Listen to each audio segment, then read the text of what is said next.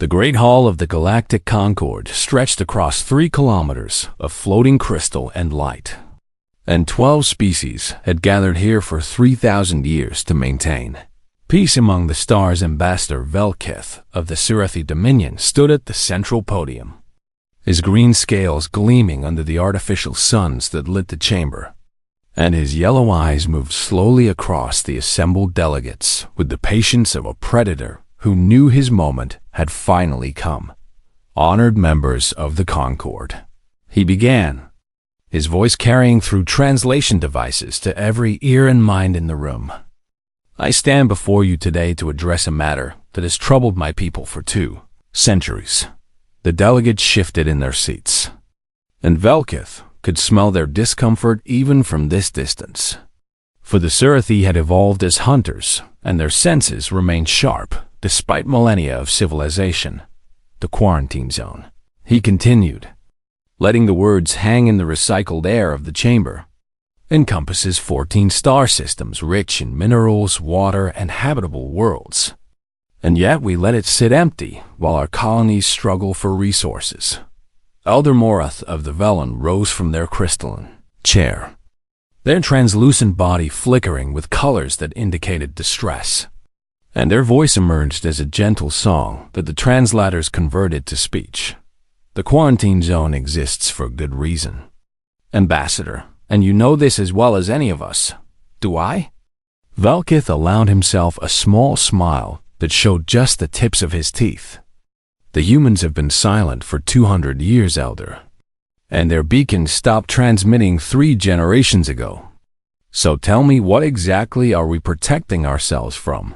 The Keeper of Records stirred at the back of the chamber, and every delegate turned to watch as the ancient being drifted forward.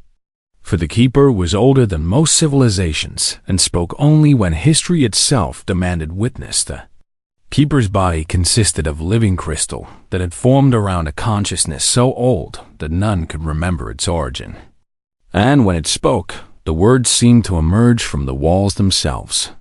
You wish to know the reason for the quarantine, the Keeper said, and it was not a question but a statement of absolute fact. Velkith bowed his head in respect because even the Sirathi knew better than to show disrespect to the Keeper. I wish the Concord to understand that the reason no longer exists. For the humans are clearly extinct. You assume much.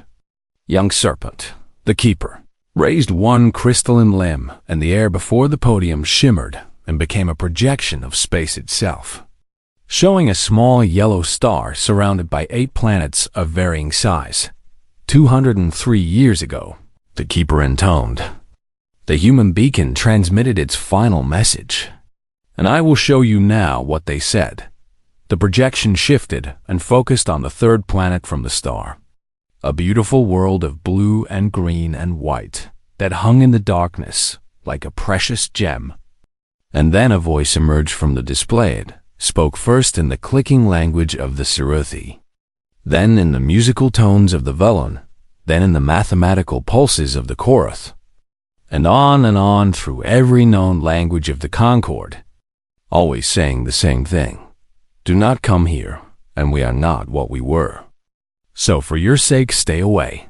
The chamber fell silent as the message repeated itself, and Velkith watched the faces of the other delegates as they heard the warning that their ancestors had received so long ago. This message, the Keeper continued, was transmitted continuously for 72 hours before the beacon went dark. And in that time we detected no signs of conflict or invasion or natural disaster, which proves my point, Velkith said carefully. For if they face no external threat, then they must have destroyed themselves. And their space now sits empty and wasted. Elder Morath's colors shifted to deep purple, a sign of profound sorrow. That message was not a threat. Ambassador, then what was it? It was mercy. Velkith laughed, a harsh sound that echoed through the crystal halls. Mercy from a species that no longer exists. How touching. But my people deal in reality, not sentiment. He turned to address the full chamber, spreading his arms wide in a gesture of reasonability. The Serethi Dominion has resources and ships and the will to explore the quarantine zone. And we ask only that the Concord lift its restrictions so that we may claim what has been abandoned. And if the humans are not extinct, asked Delegate Wren of the Machinery Collective, their robotic voice flat and emotionless, then we will deal with them as we have dealt with every obstacle in our path. Velkith replied smoothly, through negotiation if possible, and through strength if necessary. The Keeper of Records made a sound that might have been a sigh. The Concord's laws are clear, Ambassador, and no vessel may enter the quarantine zone under any circumstances. Laws can be changed, not this one. Velketh studied the ancient being for a long moment, his mind calculating angles and opportunities as it always did. And then he smiled again with all his teeth showing. Very well, he said. Then the Serethi Dominion formally withdraws from this discussion and will pursue its interests through other means. He turned and walked from the chamber, his clawed feet clicking against the crystal floor. And behind him the delegates erupted in worried conversation. What none of them knew was that the Serethi fleet had already launched 3 days AGA 47 warships, carrying 20,000 soldiers, had crossed the boundary of the quarantine zone, while Velkith kept the Concord distracted with debate. And by now they would be deep within human territory. The Serethi were conquerors by nature, their empire built on the subjugation of lesser species. And they had never met a challenge they could not overcome through superior numbers and ruthless efficiency. Fleet Commander Essex stood on the bridge of the flagship, dominant will, and watched the stars slide past as they traveled deeper into forbidden space. And she felt nothing but anticipation, for the glory that awaited her. Scaled hand rested on the hilt of her ceremonial blade as she studied the sensor displays that showed system after system of apparently empty worlds. Commander, her navigation officer called out. We are approaching the third planet of the primary system. Essex allowed herself a predatory smile. Earth. Yes, Commander. The human homeworld.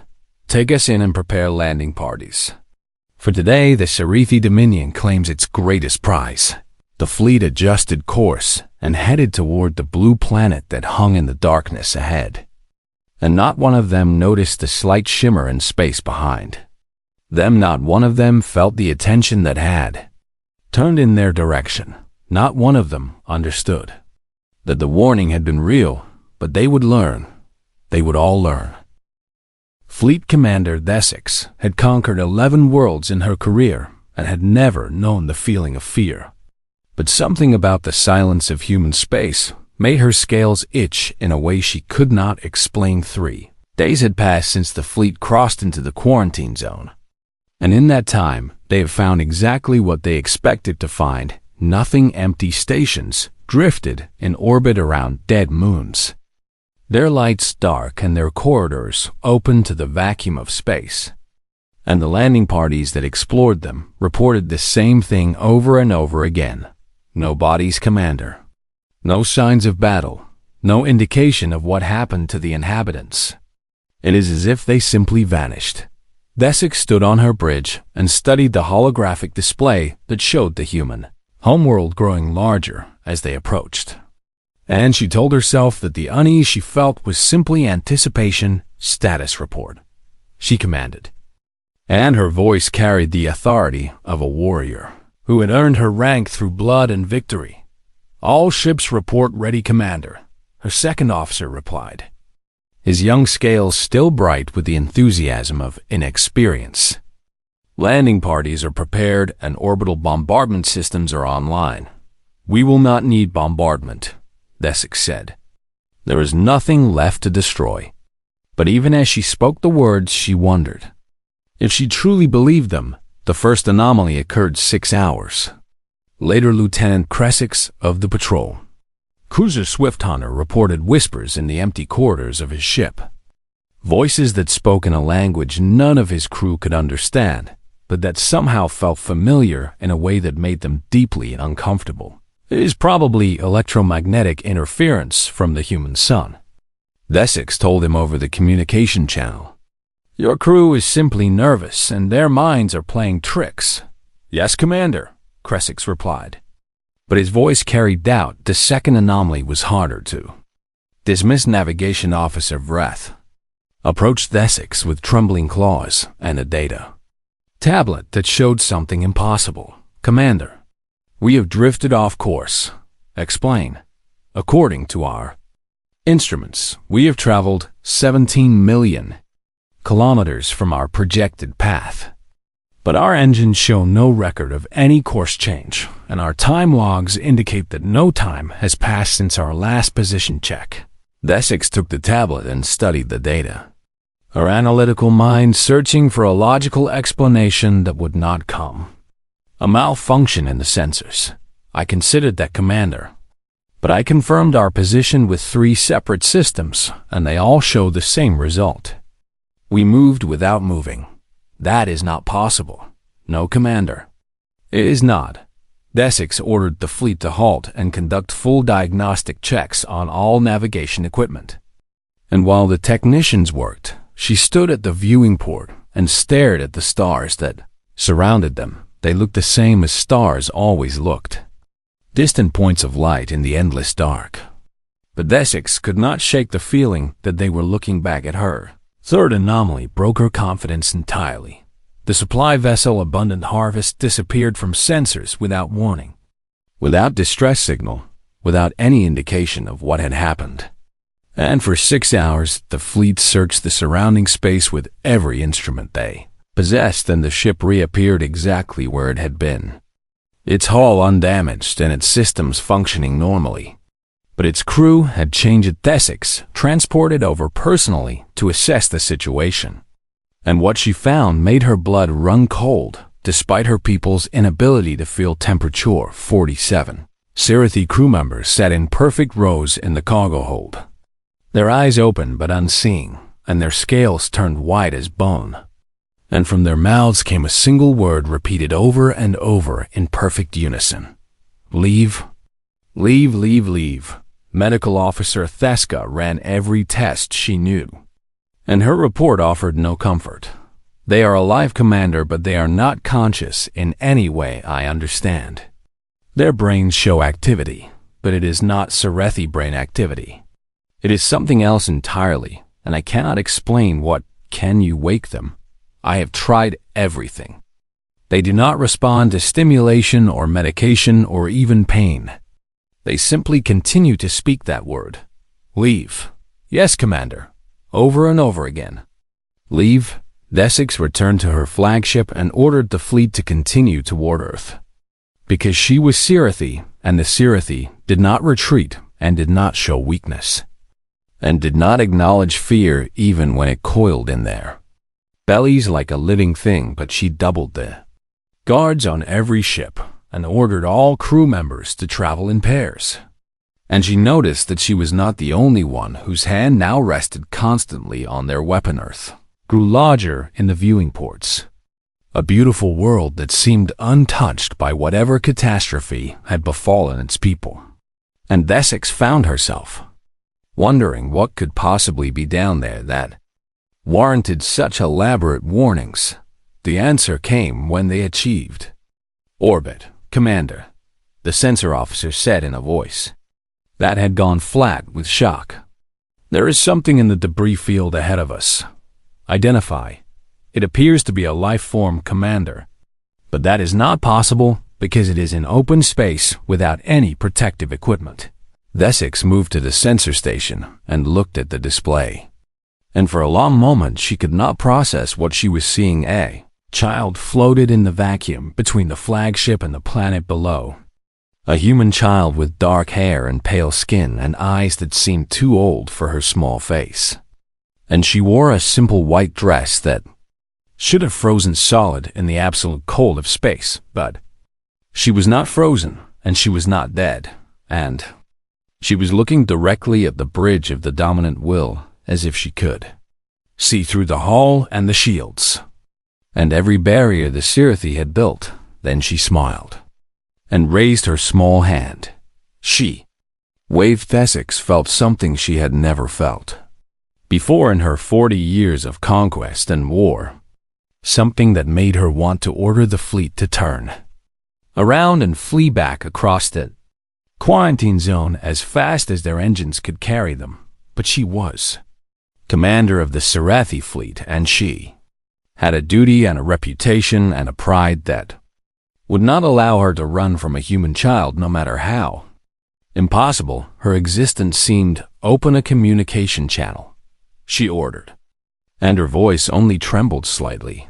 The child's lips moved, and somehow her words reached the bridge without any transmission system that the Sarathi could detect. "Hello," she said, and her voice sounded like bells and thunder and the whisper of wind through leaves all at once. "My name is Lily, and I have been waiting for you for a very long time. How are you alive out there?" Essex demanded. "How are you speaking to us?" The child tilted her head like a curious animal studying something new and interesting. "Those are not the right questions, Commander." "Then, what are the right questions?" Lily smiled again, and this time there was something ancient and terrible hiding behind her innocent face. Something that made Essex want to look away, but found she could not. "The right question is, why did we warn you to stay away? And the right question is, what happened to us? And the right question is, why you should be very, very afraid right now." She extended her hand toward the planet below, an invitation that felt like a command. "Come down to Earth, Commander, and I will show you everything. I will show you what humanity became, and then you will understand why no one should ever cross into our space." Essex looked at the impossible child floating in the void, and she looked at the beautiful blue world that hung below them. And she made a decision that she would either regret for the rest of her life or not live long enough to regret it all. "Prepare my shuttle," she said. "I am going to the surface." The shuttle descended through clouds that parted like curtains before a stage. And Commander Essex watched the surface of Earth rise up to meet her with a mixture of dread and fascination that she had never experienced in all her years of conquest. She had brought 12 of her best soldiers, warriors who had fought beside her on a dozen worlds and who feared nothing that lived or breathed. But even they sat in uncomfortable silence as the shuttle approached the landing, coordinates that the child had somehow planted in their navigation system. "Commander," her security chief said quietly, "I do not think we should do this. Your objection is noted, Vrask. But we are Sarathi, and we do not turn away from the unknown. There is a difference between courage and foolishness, Commander." Essex looked at her old friend and saw something in his eyes that she had never seen before. The look of a predator who had realized that something larger and more dangerous was hunting him. "We are already here," she said, "and I do not believe that running would save us if these humans truly meant us harm." The shuttle touched down in a field of grass that swayed in a gentle breeze. And beyond the field stood a garden that should not have existed. Flowers bloomed in colors that hurt to look at, shades of purple and gold and silver that the Sarathi eye was never meant to perceive. And trees rose toward the sky with branches that hummed with frequencies that Essex could feel in her bones rather than hear with her ears. The child stood at the garden's edge, still wearing her simple white dress, still smiling that ancient smile that did not belong on a young face. "Welcome to Earth, Commander," Lily said. "I am so glad you decided to accept my invitation." Essex stepped off the shuttle with her soldiers forming a protective circle around her, their weapons drawn and their eyes scanning for threats that they could not define. "What is this place?" she demanded. "And what are you?" "This is my garden," Lily replied, walking forward without any sign of concern for the weapons pointed at her. "I made it to remember what flowers used to look like before we changed." "Before you changed into what?" Lily stopped a few meters away and looked up at Essex, with eyes that seemed to contain stars and darkness and something vast beyond comprehension. "That is why you came down here, is it not? To understand what happened to humanity." Yes. Then walk with me, Commander, and I will tell you a story. Essex hesitated, every instinct screaming at her to return to her ship and leave this impossible world behind. But curiosity had always been her weakness, and she found herself nodding despite her fear.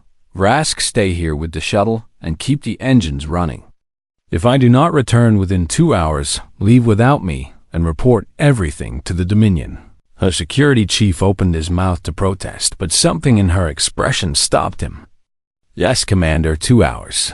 Essex followed Lily into the garden, and with each step, the world around her seemed to grow stranger and more beautiful and more terrifying all at once. 200 years ago, Lily began, her voice carrying easily despite her small size. Humanity was much like your people, Commander. We built ships and explored space and dreamed of conquering the stars. We know your history, Essex said. You were a young species with great potential but limited power. Yes, that is what everyone thought. That is what we thought too, but we were wrong about ourselves. They walked past a tree whose leaves seemed to be made of liquid light, and Essex forced herself not to reach out and touch it despite the strange compulsion that pulled at her mind. Our scientists discovered something they called the breakthrough, Lily continued. A way to connect the human mind directly to the quantum fabric of reality itself. Quantum manipulation is not unknown to the Concord species. Not manipulation, Commander. Not control. Not using the fabric of reality as a tool. What we discovered was something much more profound than that. Lily stopped beside a pond whose surface reflected not the sky above, but countless other skies. Other worlds. Other possibilities that flickered and changed with each passing moment. We learned how to become part of reality itself. How to merge our consciousness with the fundamental forces that hold the universe together. And when we did, we stopped being human in any way that you would understand. You transcended, Essex said. The word coming to her from ancient Sirithi mythology about beings who had grown beyond physical form. Yes, but that word does not capture what really happened to us. Transcendence implies moving beyond or above. But we did not leave the universe, Commander. We became part of it in a way that no species has ever achieved before. If you became gods, then why do you hide in this small corner of space? Why not expand and rule as beings of your power deserve to rule? Lily turned to look at her, and for a moment her form flickered, and Essex saw something else beneath the child's appearance. Something made of light and will and dimensions that the Sirithi mind could not process, because we remember what it was like to be small, Commander. We remember fear and hope and love and loss and all the things that made us human before we changed. And those memories taught us that power without wisdom is destruction. Pretty words, but they do not explain why you sent that warning. Why you told the galaxy to stay away from your space. We sent the warning because we are dangerous, Commander. Not because we want to be, but because of what we are now. Lily gestured, and the garden around them shifted, revealing a vision of Earth as it had been 2 centuries ago. Cities full of light and life and millions of humans going about their daily existence. When the breakthrough happened, it did not affect everyone at once. The change spread slowly from mind to mind like a fire passing through dry grass. And as each human transformed, they gained abilities that their physical brains could never have imagined. The vision changed, showing humans beginning to glow with inner light, their forms becoming less solid and more like living energy. But the change was not painless, Commander. As we transformed, we felt everything more intensely than ever before. Every emotion became a force of nature within us. And we discovered that our emotions could affect the physical world in ways that were extremely dangerous. Dangerous how Lily's expression grew sad.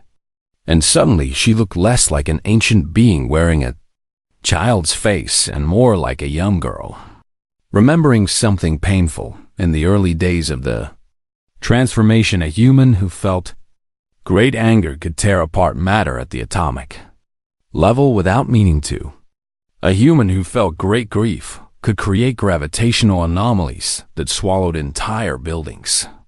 We were becoming gods, but we had not yet learned to control what we were becoming. And that is why you isolated yourselves. We had to, Commander. We could not risk spreading our transformation to other species who might not survive it. And we could not risk our uncontrolled emotions affecting the rest of the galaxy. Essex processed this information, her tactical mind searching for weaknesses and advantages, even as her soul trembled at the implications. You say you have learned control now. So why maintain the quarantine? Lily's smile returned. But this time, it held no warmth at all, because we also remember Rage Commander. We remember what it felt like to be attacked and threatened and invaded. And we know that if anyone ever forced us to truly defend ourselves, we would destroy them so completely that not even atoms would remain.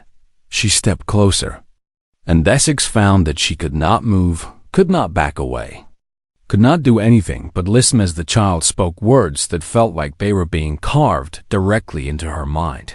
We sent the warning because we care about life, Commander. All life, even the life of species like yours, who build empires on conquest and suffering. We did not want to hurt anyone, so we asked everyone to stay away. And if we refuse to leave, then I will show you why you should be afraid. And I will pray that the demonstration is enough to convince you, without requiring us to do something we would regret. Essex finally found her voice. The Sirthi do not respond to threats. I know, Lily said softly.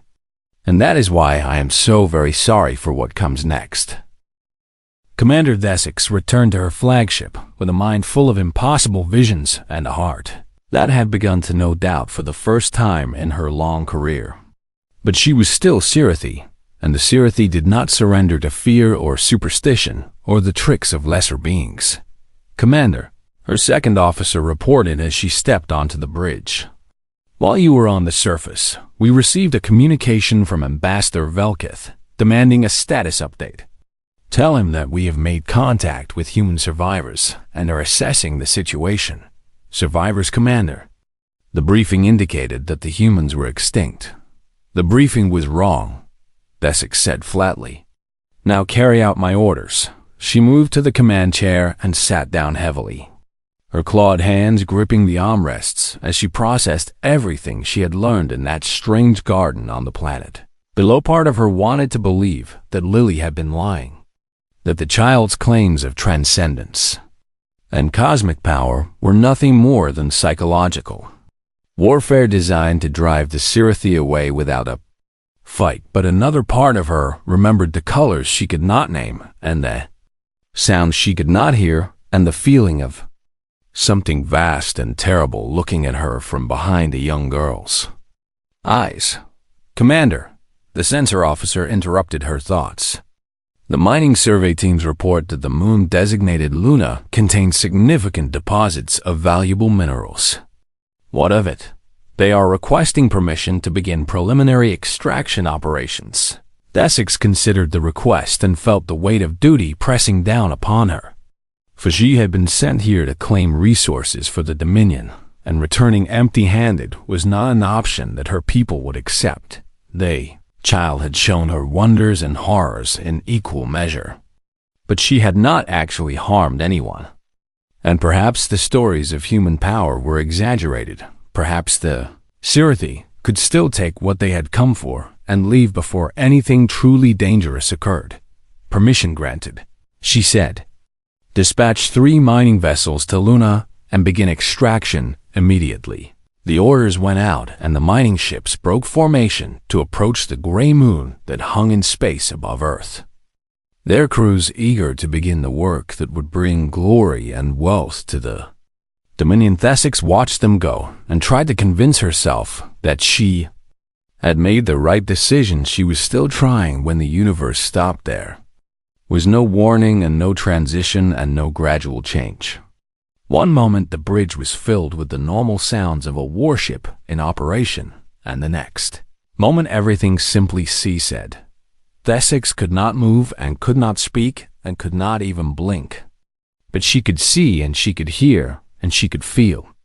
And what she felt was a presence entering her mind without permission or resistance. And then she was somewhere else. She stood in a vast darkness that stretched forever in every direction. And around her floated every member of the Sirithi fleet. Thousands of soldiers and officers suspended in the void like insects trapped in amber. A voice spoke. And it was not the voice of a child, but something older and deeper and more powerful than anything Desix had ever imagined. We gave you mercy. Images began to flow through her mind. Images of human history from the very beginning. Apes descending from trees and learning to walk. Upright and picking up stones as the first tools we gave you. Warning. She saw humans discovering fire and building. Shelters and forming communities and creating. Art that expressed the yearning in their souls for something greater than survival. We gave you a chance to understand. The images accelerated. Centuries passing in heartbeats, wars and plagues and disasters and triumphs and failures and always the humans struggling upward toward the light you chose to take. She felt what the humans had felt when they achieved their breakthrough. The moment when the barriers between mind and reality dissolved and they became something new. And she understood for the first time what it meant to be connected to everything in existence. Now, we will show you what humanity protects. The darkness around her shifted, and she saw the universe as the humans saw it. Not as cold, empty space, filled with scattered matter, but as a living thing of infinite complexity and terrifying beauty. She saw the forces that held atoms together and the energies that drove stars to burn and the dark threads that connected galaxies across billions of light years. And she saw something else beyond the edges of the universe. She knew, lurking in the spaces between dimensions, there were things that hungered, things that were old when the first stars ignited, and that would still be hungry. When the last stars died, things that had noticed the young universe and its fragile cargo of life, and that pressed constantly against the barriers that kept them out, and standing between those things and everything that existed were the humans, transformed into beings of light and will, holding the line against darkness that would consume reality itself if given the chance. The voice spoke again. And this time, Desix heard not words but meaning directly imprinted on her consciousness. Do you understand what you were trying to destroy? The vision ended. Desix found herself back on her bridge, gasping for breath as her body remembered how to function. And around her the crew was doing the same, their scales pale and their eyes wide with shock. "Commander," the sensor officer managed to say, 17 ships are gone. "What do you mean gone?" "They are simply not there anymore, Commander. No debris, no energy signatures, no indication that they ever existed." Desix looked at the display and saw that it was true. 17 warships had vanished as if they had been erased from reality, and in their place was only empty space. "Commander, there are reports coming in from the surface of Earth. Our landing parties, our extraction teams, everyone we sent down. What about them? They are alive, Commander, all of them. But their weapons are gone, and their armor is gone. And they say they are standing in a field of flowers." A message appeared on the main screen, not transmitted through any system, but simply appearing as if it had always been there. Written in perfect Sirithi script that glowed with soft light. "We gave you mercy. We gave you warning. We gave you a chance to understand. You chose to take. Now we will show you what humanity protects." Desix stared at the message and felt the last of her pride crumble away, replaced by something she had never truly known before. Oshi had spent her entire life believing that the Sirithi were destined to rule the galaxy, that their strength and cunning and ruthlessness made them superior to all other species.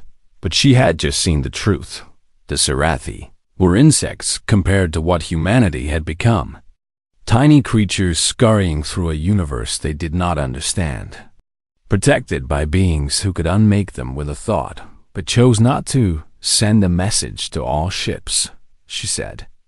Her voice steady despite the trembling in our hearts. We are withdrawing from human space immediately. Commander, the ambassador will not accept. The ambassador is not here and did not see what we saw. Tell the fleet to prepare for departure. What about our people on the surface? Desix was about to answer when the air beside her shimmered and Lily appeared. Still wearing her white dress, still looking like an innocent child, despite the impossible power that dwelt within her form. Your people will be returned to you, Commander, she said gently. We do not want to keep them, and we do not want to harm them. We only wanted you to understand. I understand, Desix said. And she meant it more than she had ever meant anything in her life. Do you? Lily asked, tilting her head in that curious way she had. Do you truly understand why we hide here and why we asked everyone to stay away? You are protecting us. All of us, from things we cannot even comprehend. Yes, but that is not the only reason. Lily moved closer and placed her small hand on Desix's scaled arm. And the touch was warm and gentle and filled with something that felt like love. We hide because we remember what it was like to be afraid, Commander. We remember the days when we looked up at the stars and wondered if we were alone. And we know that fear is necessary for growth. I do not understand. If the younger species knew that we were watching over them, they would never develop on their own. They would rely on us to solve their problems and protect them from every danger. And they would never become what they are capable of becoming. Lily smiled. And this time the expression held only warmth and hope. We want you to grow, Commander. All of you. Every species in the galaxy. We want you to reach your own potential and achieve your own transcendence. And you cannot do that if you know that gods are watching. So you stay hidden. We stay hidden and we wait and we hope that someday the rest of the galaxy will join us in the light. Desix looked at the child, who was not a child, and felt something shift in her soul. Some hard, cold thing that had driven her entire life beginning to soften and change. I will tell them, she said. I will tell the Concord everything I have seen and everything I have learned. I know you will, Commander. That is why we chose to show you. Lily stepped back and her form began to fade, dissolving into light that drifted up through the ceiling of the ship and vanished into the stars beyond. Go in peace, Commander Desix of the Sirathi, and remember that you are loved by beings you will never see, and that the darkness will never claim you as long as humanity stands guard. She was gone. The fleet turned and began the long journey home. And Desix stood on her bridge watching Earth shrink in the display until it was just another point of light among billions. The Great Hall of the Galactic Concord had never been so silent. And every delegate from every species sat frozen in their seats as Commander Desix finished her testimony. Ambassador Velkith had been arrested 3 days ago when the fleet returned with 17 ships missing and a story that no one wanted to believe. And now Desix stood where he had stood and told the truth to a galaxy that had forgotten how to listen. I know that what I am saying sounds impossible, she said, her voice carrying through the chamber with the weight of absolute conviction. I know that our records show the humans as a young and unremarkable species who disappeared 2 centuries ago. She paused and looked around at the faces of beings who had ruled the stars for millennia and who had never imagined that anything could challenge their understanding of the universe. But I have seen the truth with my own eyes. I have felt it in my mind and in my soul. And I am telling you now that everything we thought we knew was wrong. Elder Morath of the Velen rose slowly, their crystalline form flickering with colors that indicated deep thought and concern. Commander Desix, you claim that the humans have become beings of transcendent power who guard the galaxy against threats from beyond our universe. But you offer no proof that we can verify. What proof would satisfy you, Elder? The 17 ships that no longer exist. The crews who remember being unmade and were made in the space between heartbeats. The vision that every member of my fleet shared simultaneously. These could be explained by advanced technology or psychological manipulation. Essex laughed. A bitter sound that echoed through the crystal halls. Yes, they could elder. And a year ago, I would have believed exactly that explanation. I would have convinced myself that the humans were merely using tricks and illusions to frighten away invaders. She stepped away from the podium and walked toward the center of the chamber, where a holographic display showed the location of the quarantine zone within the larger map of known space. But I cannot lie to myself anymore, and I will not lie to you. What I experienced in human space was not technology, and it was not manipulation. Then, what was it, Commander? Essex turned to face the Keeper of Records. The ancient crystalline being who had shown the human warning to the Concorde so many times before. It was Truth Keeper. It was a truth so vast and so terrible and so beautiful that my mind can barely contain it. The humans did not die, and they did not disappear. She gestured at the display, and the image changed, showing the visions that had been burned into her memory during that endless moment when the universe stopped. They became something greater than any of us can imagine. They merged with the fabric of reality itself and gained the power to reshape existence according to their will. The chamber erupted in murmurs and protests. Delegates shouting that such things were impossible, that no species could achieve such transformation, that the commander had clearly been driven mad by whatever had happened to her fleet. The Keeper of Records raised one crystalline limb, and silence fell instantly. For the Keeper's authority was absolute in matters of testimony and truth. Continue, Commander. They showed me what exists beyond the edges of our universe, Essex said, her voice dropping to barely more than a whisper. Things that hunger for life and light. Things that have been pressing against the barriers of reality since before the first stars were born. She looked around the chamber and saw fear beginning to replace skepticism in the eyes of the delegates. The humans stand against those things, Keeper. They hold the line between existence and oblivion. And they do it alone because they do not want us to know that we need protection. Why would they hide such a thing? Because they remember what it was like to be young and afraid and alone in the universe. And they know that species must grow on their own to reach their full potential. The Keeper was silent for a long moment, its ancient consciousness processing information that challenged everything it had witnessed in its countless years of existence. You believe this, Commander? Truly and completely. I do, Keeper, with every fiber of my being. And what would you have us do with this knowledge? Essex returned to the podium and stood tall, her scales gleaming in the artificial light, her bearing no longer that of a conqueror, but of something new. I would have us honor the sacrifice that humanity has made. I would have us respect their wishes and maintain the quarantine zone. And I would have us remember that we are not alone in the darkness. She turned to address the full Concorde, her eyes moving from face to face across the assembled species. For 3,000 years we have built an alliance based on trade and diplomacy and the mutual recognition that peace benefits everyone. And in that time, we have faced many challenges, but nothing that truly threatened our existence. Her voice grew stronger as she spoke, filled with a passion that she had never felt during all her years of conquest and war. But the universe is larger than we knew and more dangerous than we imagined. And out there beyond the light of our stars are things that would consume us all without hesitation or mercy. She pointed at the quarantine zone on the display, that small sphere of space that surrounded humanity's home. The only reason those things have not reached us is because the humans are standing in their way. Beings who were once like us, but who chose to become something greater so that they could protect everything that lives. The Concorde cannot verify your claims, Commander, one of the delegates called out. We cannot make policy based on visions and feelings.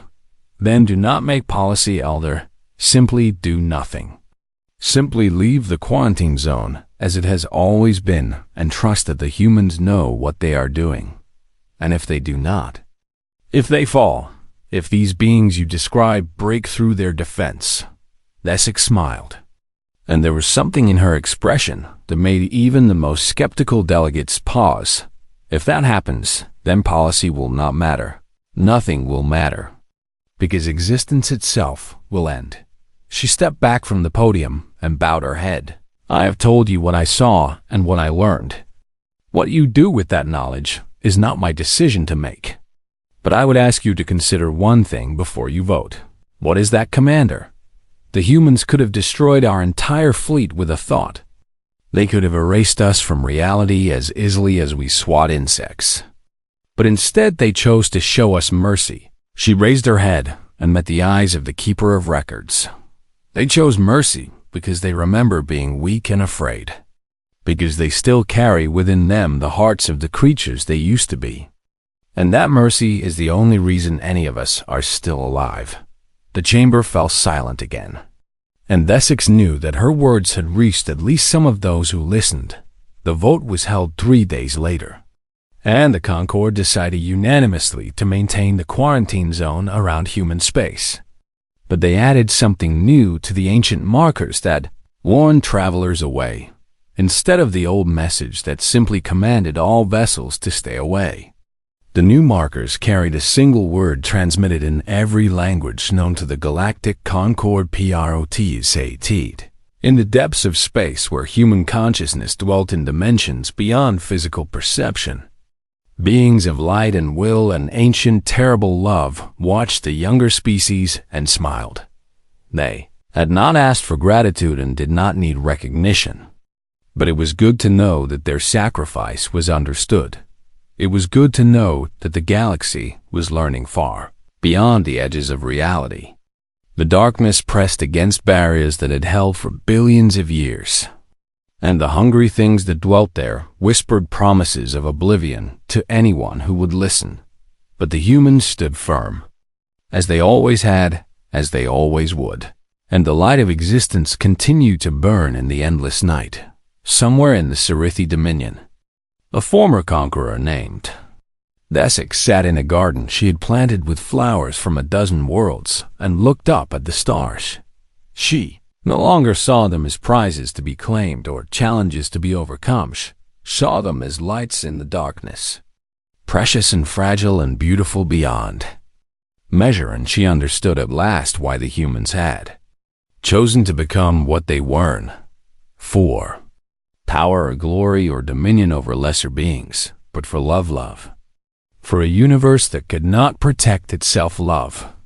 For species that would never know their names, love for the simple miracle of existence in all its infinite variety. The Sirithi had been warriors for 10,000 years, building an empire on strength and conquest.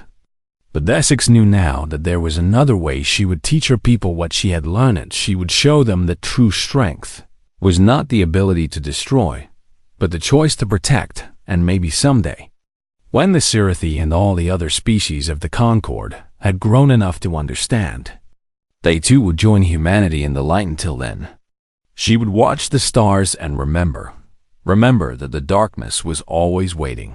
Remember that humanity was always watching.